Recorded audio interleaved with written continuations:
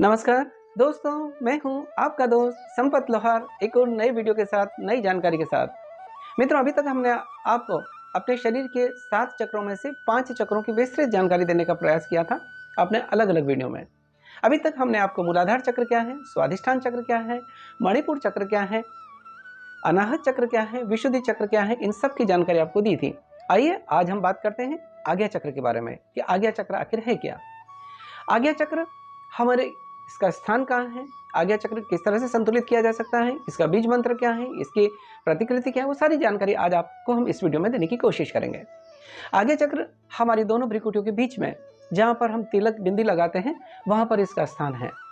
आज्ञा चक्र का स्थान हमारी दोनों भ्रिकुटियों के बीच में है और यहीं पर आकर जो 3 मुख्य नाड़ियाँ हैं, जैसा हमने बताया कि मूलाधार चक्र से हमारी 3 मुख्य नाड़ियाँ निकलती हैं। बाईं ओर से ईड़ा नाड़ी, दाहिनी ओर से पिंगला नाड़ी और उनके बीच में से एक तीसरी नाड़ी निकलती है सुषुम्ना। वो यही वहाँ से निकलती हैं और यहाँ आज्ञा चक्र पर आकर वो तीनों नाड़ियाँ मिलती हैं।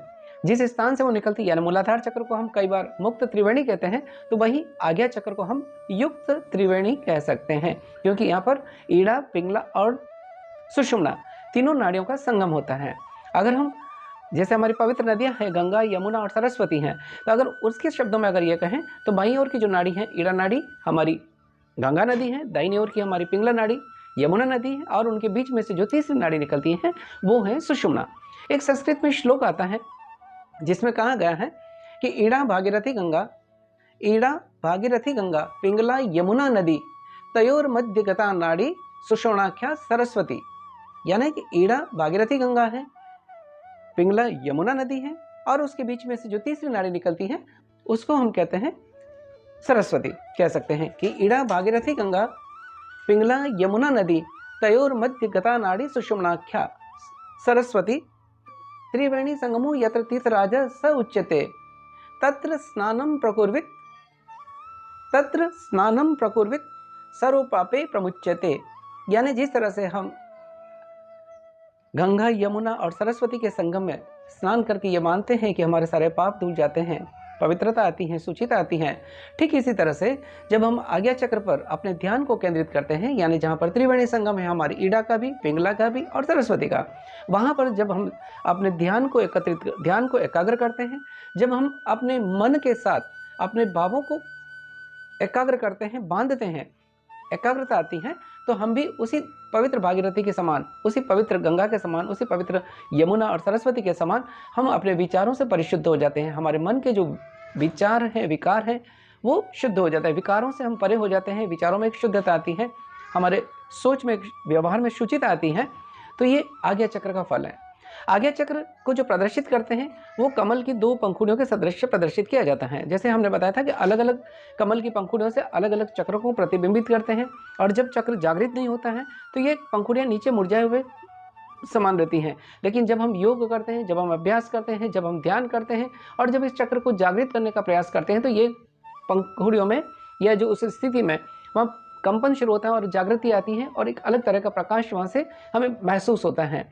तो आज्ञा चक्र के ऊपर जो पंखुड़ियाँ हैं, 2 कमल की पंखुड़ियाँ दिखाई गई हैं, जिसका श्वेत वर्ण है, श्वेत प्रकाश जहाँ से निकलता है और जिस पर संस्कृत के 2 अक्षर ह और क्ष लिखे हैं। यानी ह के ऊपर जब संस्कृत में हम बात करेंगे तो ह के ऊपर बिंदी लग जाएगी, हम, क्ष के ऊपर क्षम।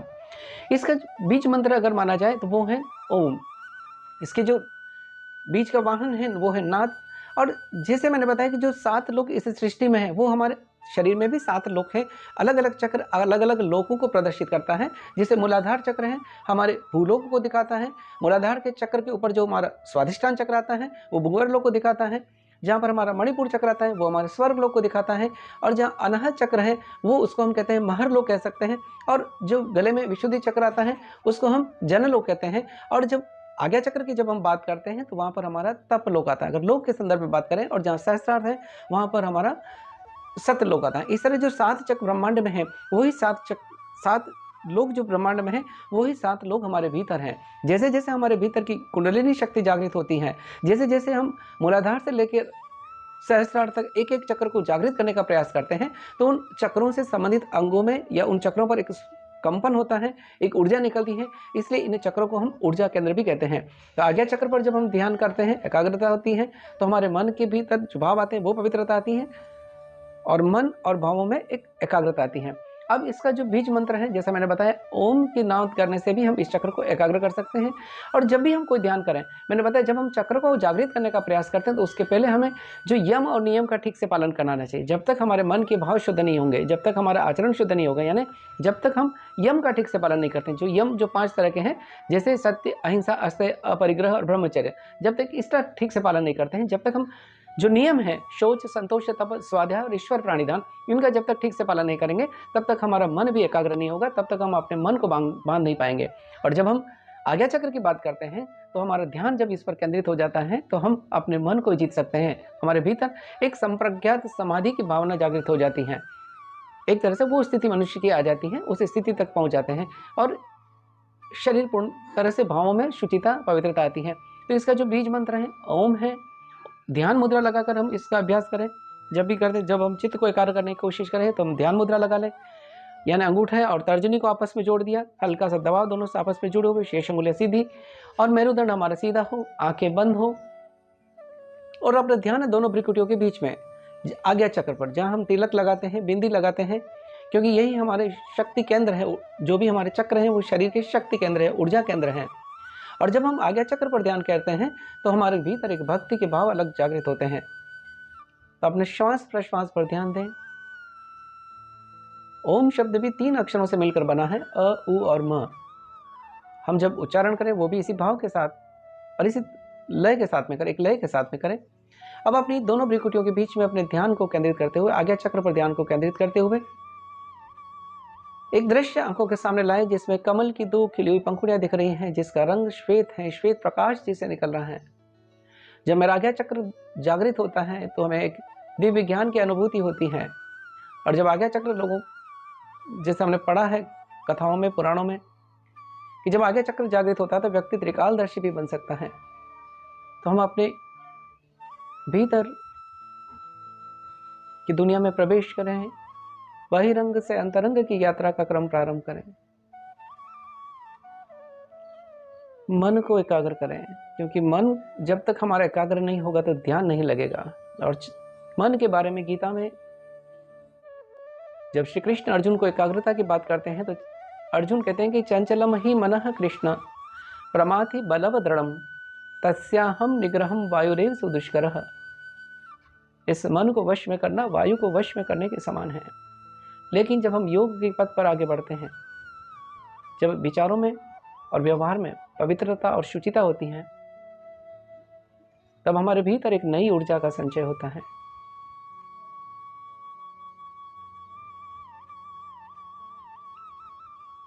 ओम मंत्र का जाप करेंगे। एकाक्षरी मंत्र कहते हैं, इसी में ब्रह्मा विष्णु महेश भी सन्निहित हैं। एकाक्षरी मंत्र ओम।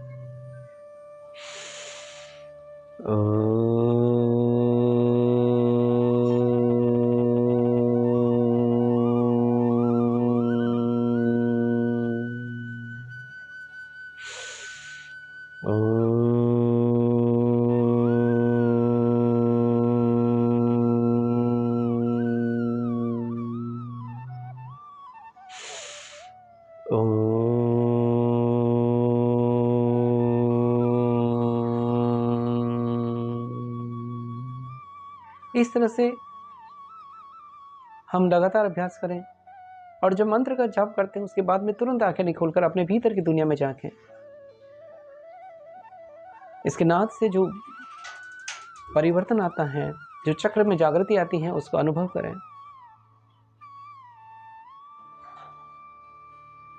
आज्ञा चक्र हमारी दोनों भ्रिकुटियों के बीच में है और इसको जब हम जागृत करते हैं तो हमारे भीतर एक पवित्रता, शुचिता आती है। व्यवहार में भी और वाणी में भी, बर्तन में भी हमारे पवित्रता, शुचिता आती है।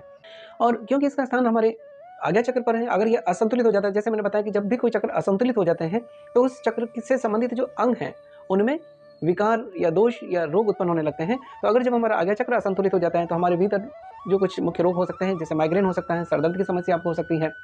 तो ये इस तरह के अगर आज्ञा चक्र जागृत नहीं है तो ये विकार हमारे भीतर हो सकते हैं, ये रोग हो सकते हैं कि जैसे माइग्रेन है, आँख संबंधी रोग हो सकते हैं, चित्त की एकाग्रता नहीं रहती है, तो ये रोग इससे असंतुलन से हो सकते हैं। तो आइए हम नियमित अभ्यास करें, अपने चक्रों को जागृत करने की कोशिश करें, एक-एक चक्र पर ध्यान केंद्रित करते हुए नियमित अभ्यास करें और जब चक्र जागृत होंगे तो हमारे भीतर एक नई ऊर्जा आएगी, नई शक्ति आएगी। आइए हम योग के अभ्यास करें, अपने ऋषियों के इस ज्ञान को समझें और समझाएं और जो भी जानकारी है उसको शेयर करें। जो जानकारी हमारे पास थी हमने आपके बीच में साझा करने की कोशिश करी। दोस्तों, अगर आपको ये जानकारी अच्छी लगी हो तो ज़रूर लाइक, शेयर और कमेंट करें, क्योंकि आपके कमेंट्स, आपके लाइक्स हमें एक नई प्रेरणा, नई ऊर्जा देते हैं।